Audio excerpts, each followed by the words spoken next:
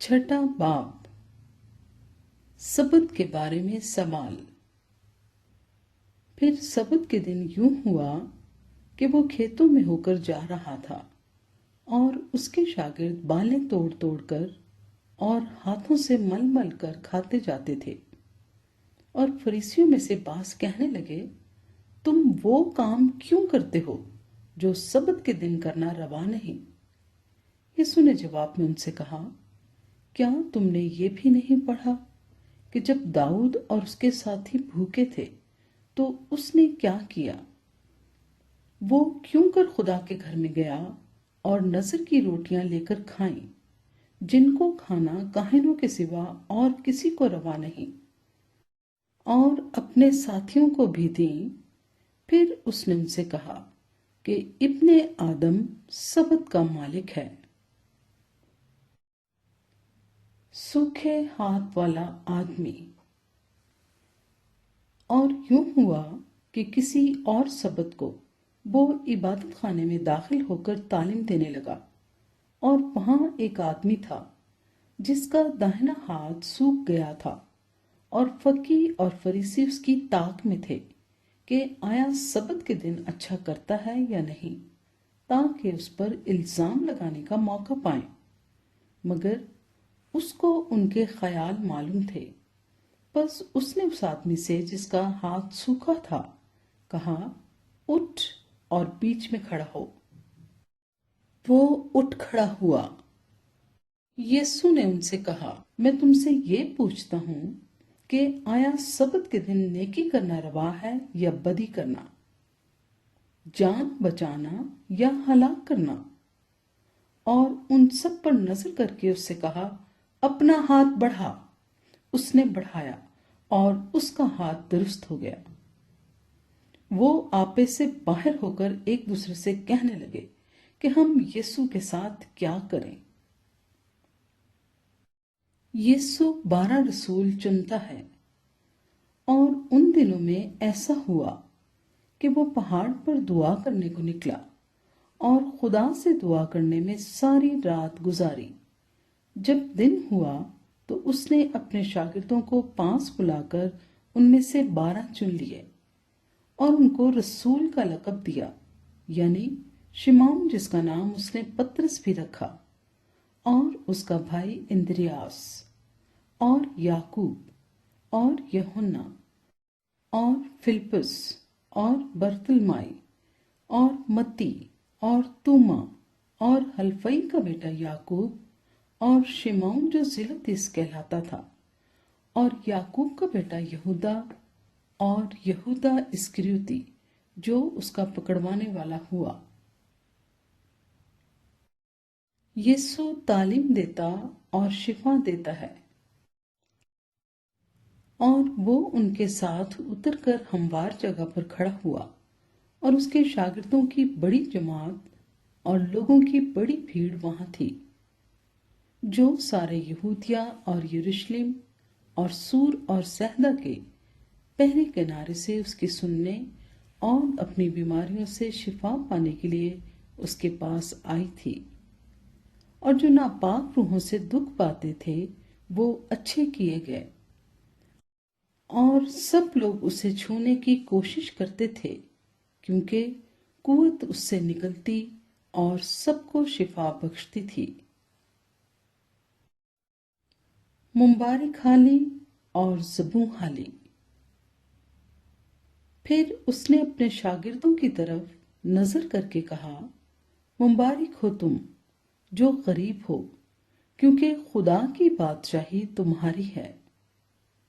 मुबारक हो तुम जो अब भूखे हो, क्योंकि आसूदा होगे।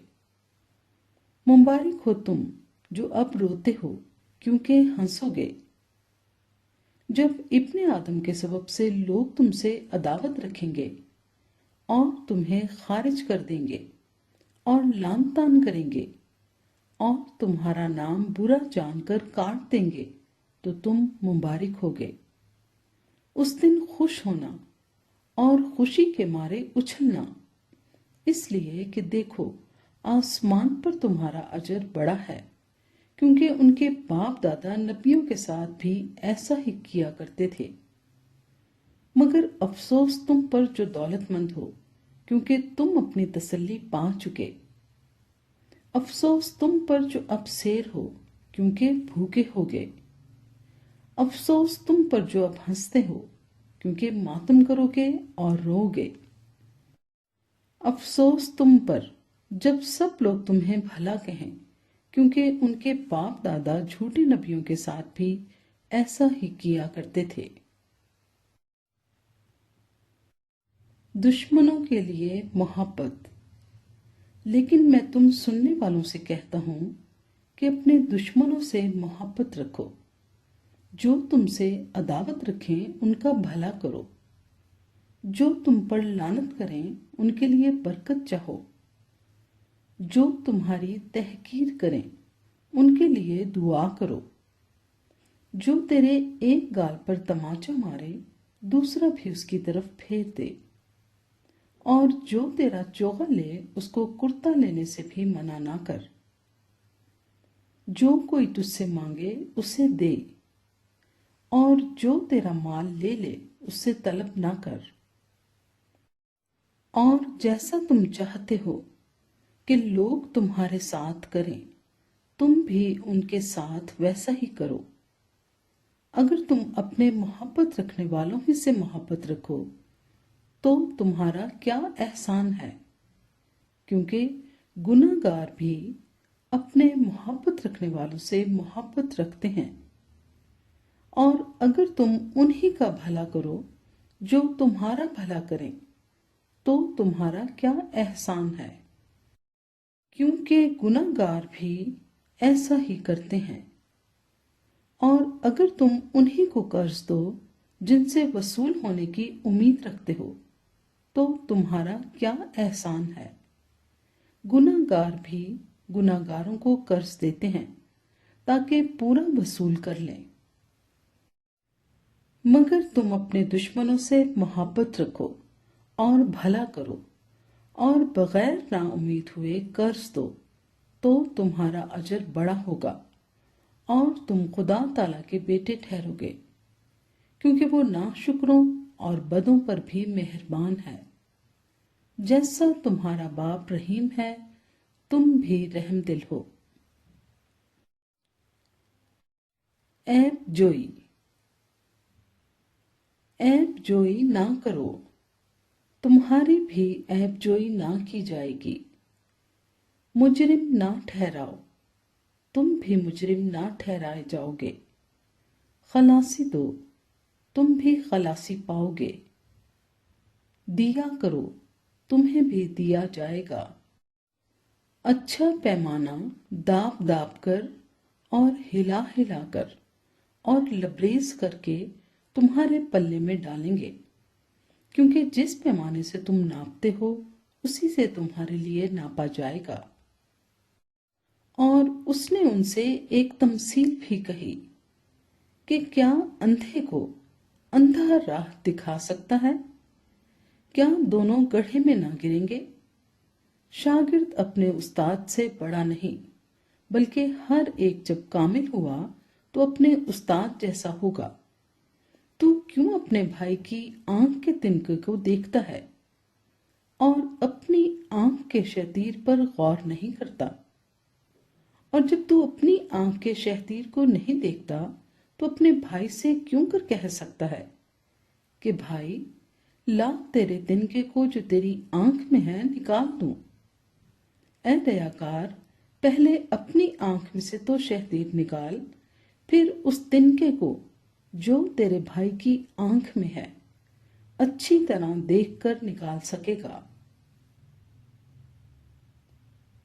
درخت اور اس کا پھل۔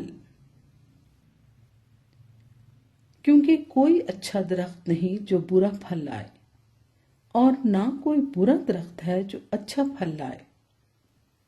ہر درخت اپنے پھل سے پہچانا جاتا ہے، کیونکہ جھاڑیوں سے انجیر نہیں توڑتے اور نہ جھڑ بیری سے انگور۔ اچھا آدمی اپنے دل کے اچھے خزانے سے اچھی چیزیں نکالتا ہے، اور برا آدمی برے خزانے سے بری چیزیں نکالتا ہے، کیونکہ جو دل میں بھرا ہے وہی اس کے منہ پر آتا ہے۔ دو گھر بنانے والے۔ جب تم میرے کہنے پر عمل نہیں کرتے تو کیوں مجھے خداوند خداوند کہتے ہو؟ جو کوئی میرے پاس آتا اور میری باتیں سن کر ان پر عمل کرتا ہے، میں تمہیں جتاتا ہوں کہ وہ کس کی مانند ہے۔ وہ اس آدمی کی مانند ہے جس نے گھر بناتے وقت زمین گہری کھود کر چٹان پر بنیاد ڈالی۔ جب طوفان آیا اور سیلاب اس گھر سے ٹکرایا تو اسے ہلا نہ سکا، کیونکہ وہ مضبوط بنا ہوا تھا۔ لیکن جو سن کر عمل میں نہیں لاتا وہ اس آدمی کی مانند ہے جس نے زمین پر گھر کو بے بنیاد بنایا۔ جب سیلاب اس پر زور سے آیا تو وہ فی الفور گر پڑا اور وہ گھر بالکل برباد ہوا۔